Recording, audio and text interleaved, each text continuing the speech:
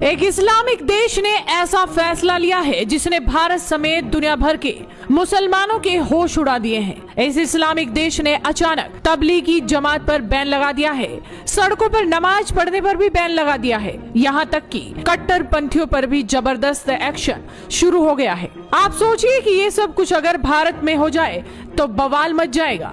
दुनिया के कई देश भारत पर टूट पड़ेंगे।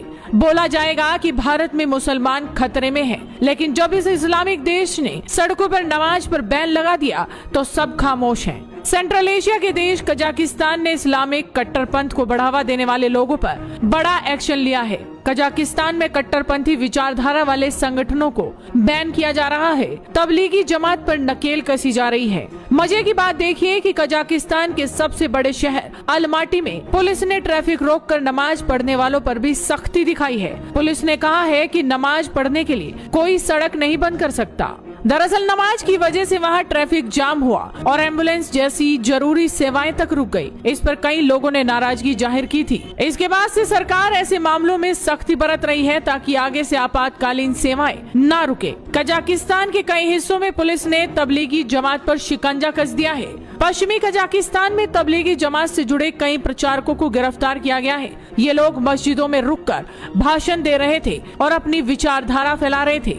तबलीगी जमात मध्य एशिया के ज्यादातर देशों में बैन है। ऐसे में पुलिस ने जमात से जुड़े लोगों को गिरफ्तार किया है। अब आप अंदाजा लगाइए कि क्या ऐसा भारत में हो सकता है। भारत में कई ऐसी जगह हैं जहां पर सड़कों को रोककर नमाज पढ़ी जाती है। खुलेआम धमकी दी जाती है कि 15 मिनट के लिए पुलिस हटा लो, उसके बाद देखना क्या होगा। बहरहाल भारत में तो सेक्युलरिज्म के नाम पर कुछ भी चलता है, मगर इस इस्लामिक देश ने इस्लामिक कट्टरपंथ को खत्म करने के लिए एक बहुत बड़ा कदम ले लिया है। कजाकिस्तान के कई हिस्सों में पुलिस ने तबलीगी जमात पर भी शिकंजा कसा है। पश्चिमी कजाकिस्तान में तबलीगी जमात से जुड़े कई प्रचारकों को गिरफ्तार कर लिया गया है क्योंकि ये लोग मस्जिदों में भाषण दे रहे थे और अपनी विचारधारा फैला रहे थे।